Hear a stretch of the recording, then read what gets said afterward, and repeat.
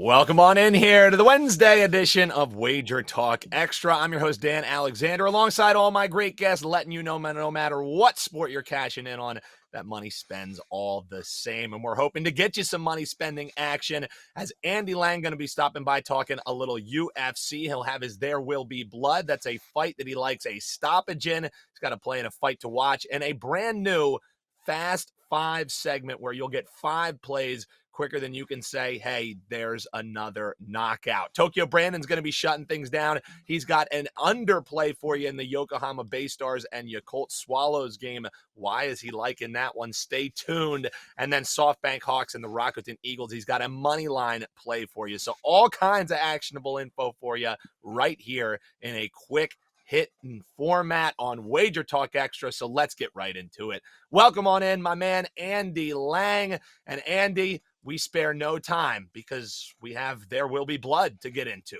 And if we waste any time, we might just miss that blood-causing haymaker. So let's get right into it. There Will Be Blood. You got Yadong and you've got Simon. So before we get into it, you know we got to hear this, man. I want your blood. I want your souls.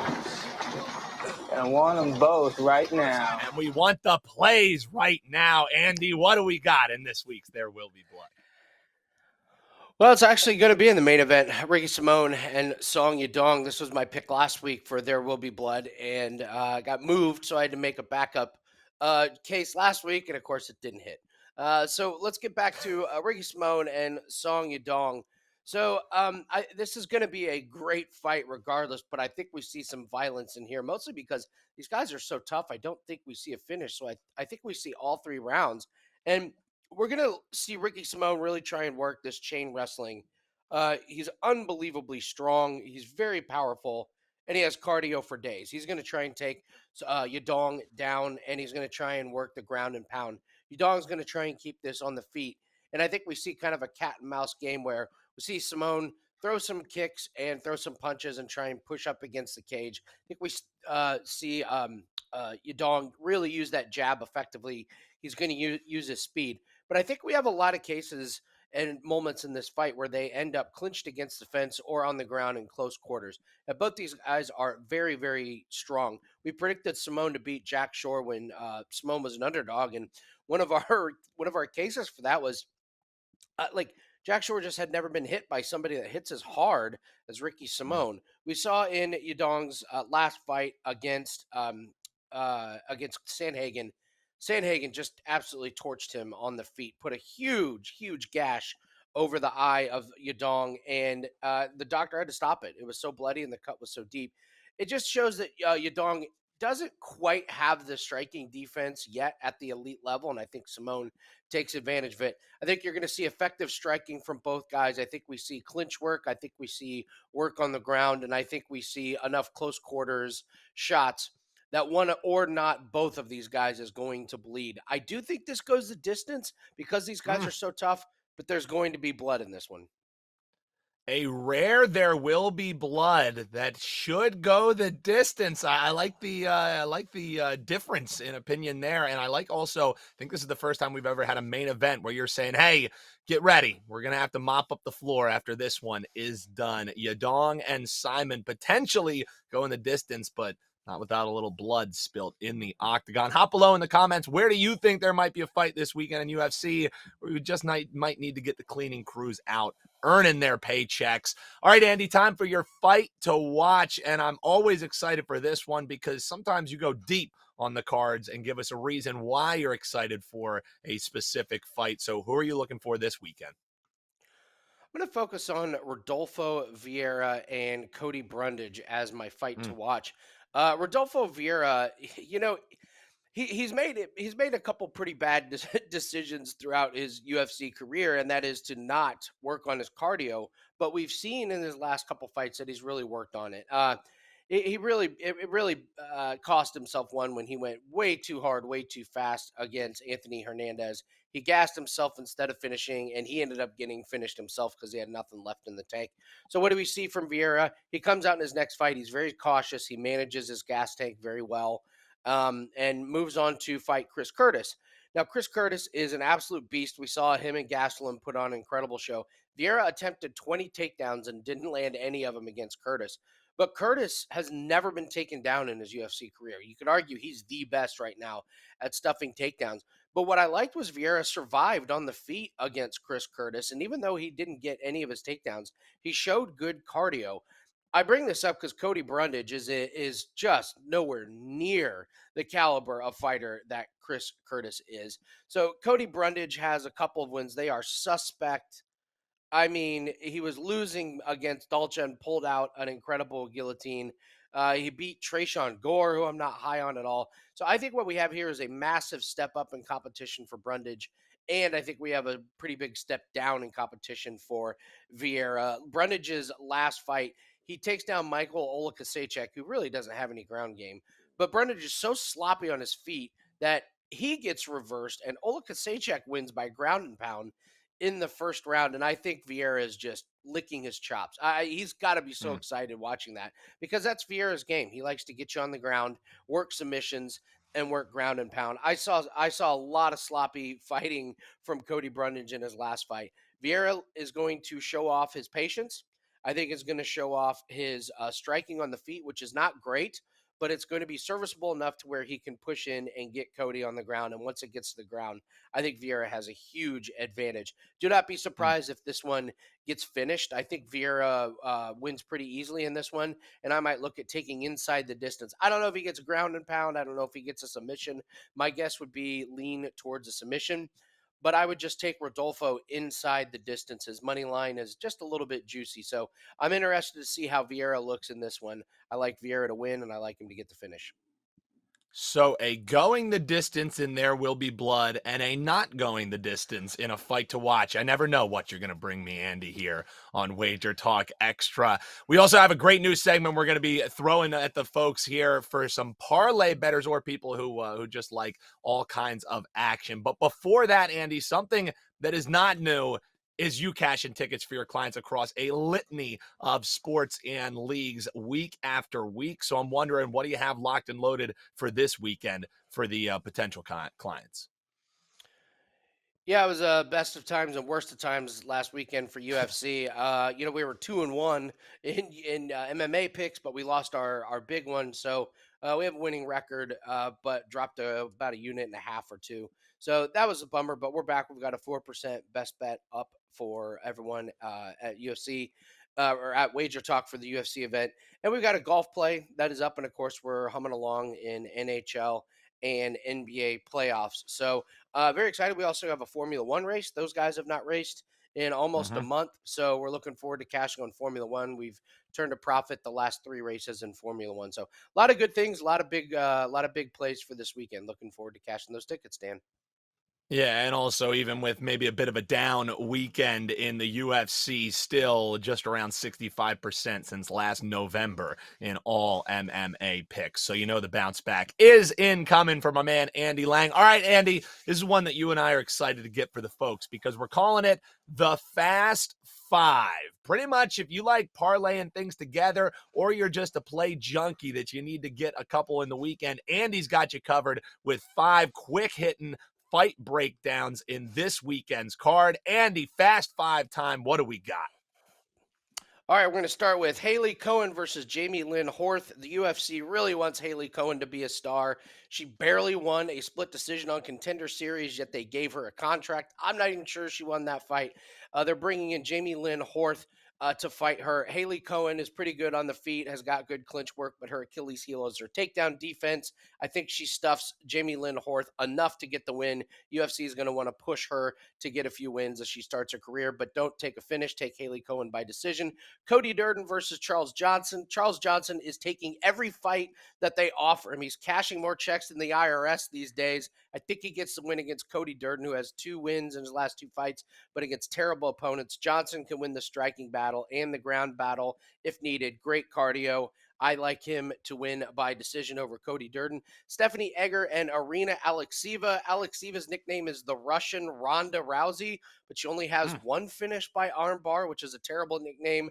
She's 32 years old, only has 5 professional fights. I think Stephanie Egger is too big of a step up in competition. Don't be surprised if Egger uses her elite judo takedowns to get the finish on the ground. Take Egger to win by finish. Marcos Rogero de Lima and Waldo Cortez Acosta. You got 2 big guys.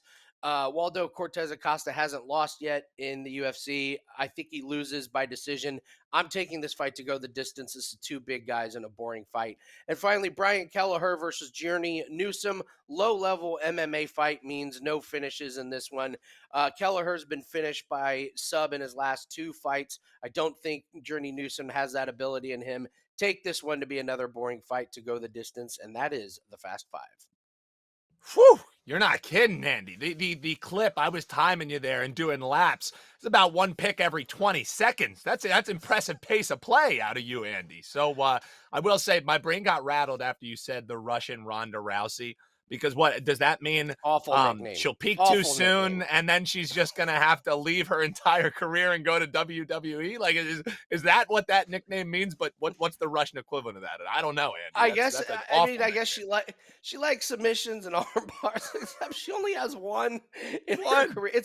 She doesn't fight like Ronda Rousey. It's probably the worst nickname in MMA. I heard her nickname, and then I started watching tape on her, and I was like, this is not going to. Well, as long as she doesn't face as long as she doesn't face the Russian Holly Holm, she should be fine in her career, I suppose, Andy. So, hey, man, always fun. I love this new Fast 5. Hop below in the comments, folks. What do you think? And are you going to be sprinkling a little something on maybe a little money line parlay from there, our man Andy Lang? Andy, always a pleasure having you on. We will have you back to talk about that aforementioned F1 race going this weekend on tomorrow's edition of Wager Talk Extra. So that does it with Andy for today. I think we need a little bit of a break. We got to step aside, catch our breath after that Fast 5. Tokyo Brandon with 2 Asian baseball plays right after this here on Wager Talk Extra.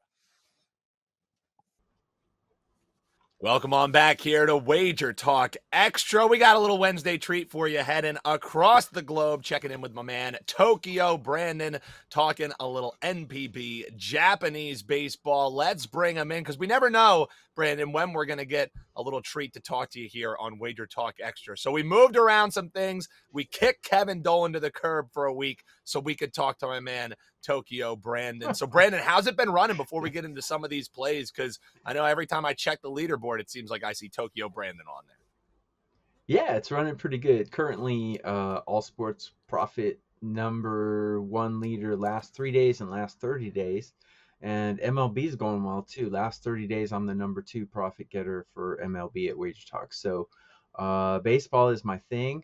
And since I cut the fat and stopped doing Chinese basketball and sports like that, where I wasn't winning quite as much as I win at baseball, things are running really good. So loving MLB, loving a lot of these tomato can pitchers that are pitching in MLB, and love fading those guys. And so yeah, it's all going well.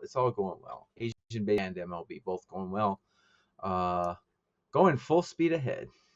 And that's what it's all about, finding those tomato cans that we can make money off of, Tokyo Brandon. Yep. So some people might even call NPB and Japanese baseball a tomato can in and of itself. We know better from our time there on Asian baseball today. So let's get into one of these matchups. Let's take a look at the Yokohama Baystars and the Yakult Swallows, because that total sitting around 7.5.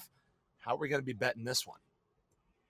Yeah, so the Yakult Swallows are the defending champions, and they have the home run king on their team. His name's Murakami, and if you watched any of the World Baseball Classic games, you saw him hit some serious clutch home runs. One against the USA, I believe, in the championship game. He hit 56 home runs last season, but this year he's cold as ice. And we got 2 really good pitchers on the mound. I don't know if you remember Dylan Peters. Pitched in Major League Baseball for a while. He's the starter for the Swallows today, and he's been doing really good since he started pitching in Japan. Right now, his His ERA is 0 in 3 starts, so he hasn't allowed a run yet. He's going really good. Going up against a pitcher named Tyra. Tyra has been really good as well. He's got an ERA of 0.75. So I like these starting pitchers, and I do like one of the bullpens. DeNA or Yakult has a decent bullpen. DeNA's bullpen or Yokohama's bullpen, they're struggling, but they're not quite as bad as the numbers show. I think they got some good arms there. I like the under in this, and the numbers just came out about half an hour ago, and it came out at 7.5. That's really high because I run these numbers, and mine comes out to 5.4. I don't. It might not turn out 5.4, but we got two good lineups that are really struggling, ice cold right now. I like the bullpens. I like the starting pitching. I think this is going to go under 7.5. I do have one small red flag in this. The one red flag is in the 4 games together. These teams have gone over 6 runs in all 4 games. I'm going to put that aside though, because these starting pitchers are just too good. I think this is going to go under 7.5. 7.5 way too high for me. If the number drops down to 7, I would still play that though, because I think this will probably be 6 or 7 runs in this game. So maybe a potential push there, but I like it. We're starting off with a potential under sweat there in a little Japanese baseball action. That's the Yakult Swallows, Yokohama Baystars under 7. Still liking it at under 7.5, and you can get that across multiple regulated sports books here in the U.S. All right, let's swing it over to the Rakuten Eagles and the SoftBank Hawks. So we got a fight between flight birds here, and where are we betting this one? We got 2 birds pecking at each other here. Yeah, that's what we do. So SoftBank Hawks and Rakuten Eagles. These are two teams that are struggling out of the gate to score, especially Rakuten. Not scoring real well at all. Rakuten's bullpen is performing really poorly as well. SoftBank, this is interesting because they're starting a pitcher named Mori, and he's an absolute stud. He was their closer for 5 years. In those 5 years, he had a WHIP of 0.71. So serious stuff from him, but it was in short spurts. He's going to be a starter this year. So he's a converted closer starting, but his stuff is just incredible. He's got a K9 rate over 11. And he was the number 2 strikeout guy behind Kodai Senga, who now pitches for the Mets. So he's over there. So now Mori is the strikeout leader in Japan. So Takinaka is the pitcher for Rakuten here, and Takinaka has a career ERA of 6.4 against the Hawks. The Hawks are scoring more runs. They're scoring 3.3 a game, while Rakuten is struggling to score 2.5 per game. Even in the last 7, they're struggling. SoftBank has the lineup advantage. They have the bullpen advantage, although neither bullpen is very trustworthy. And I do like Mori as a converted closer at starter. So I like Rakuten here. Number came out between -145 and -150. I would play this up to -155.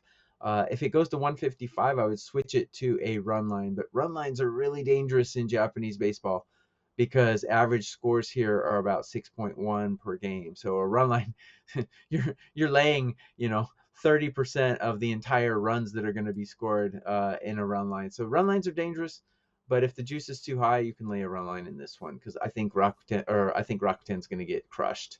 I think this looks like a 4-0, 5-0 game to me. So I'm all over SoftBank, Fukuoka SoftBank Hawks here. All about the Hawks. And how could you not be looking at that Rakuten Eagles logo? I was like, man, that'll really strike the fear into the hearts with like the cutest 2 anime birds that you have ever seen there. Yeah. So we're riding with the Hawks. We're fading the logo there for the Rakuten Eagles. And Brandon, while you were breaking it down there, we were showing people your page, and I'm sure that they noticed number 1 draped all over that thing. Number 1 all sports profit capper in the last 3 days and over the last month. Also took that crown 2 years. And that's not just using some of these Asian baseball picks. MLB's been pretty good. And I think you got a 2-pack up for the folks, right? Correct. I have 2 4% plays out in Major League Baseball coming out today. And I have a couple other plays. Wager Talk's always doing specials. Get a 1-day pass. That'd probably be the easiest because I only make public a couple of plays. My two 4% are public plays, but I have about 3 other plays that are subscriber only. A 1-day pass is $39. You can get those 2 plays for $29 packaged together. So all-day pass is probably better value. But yeah, number one, draped all over my page. I love to see it. Love to see it. Thanks Yeah. for pointing that out.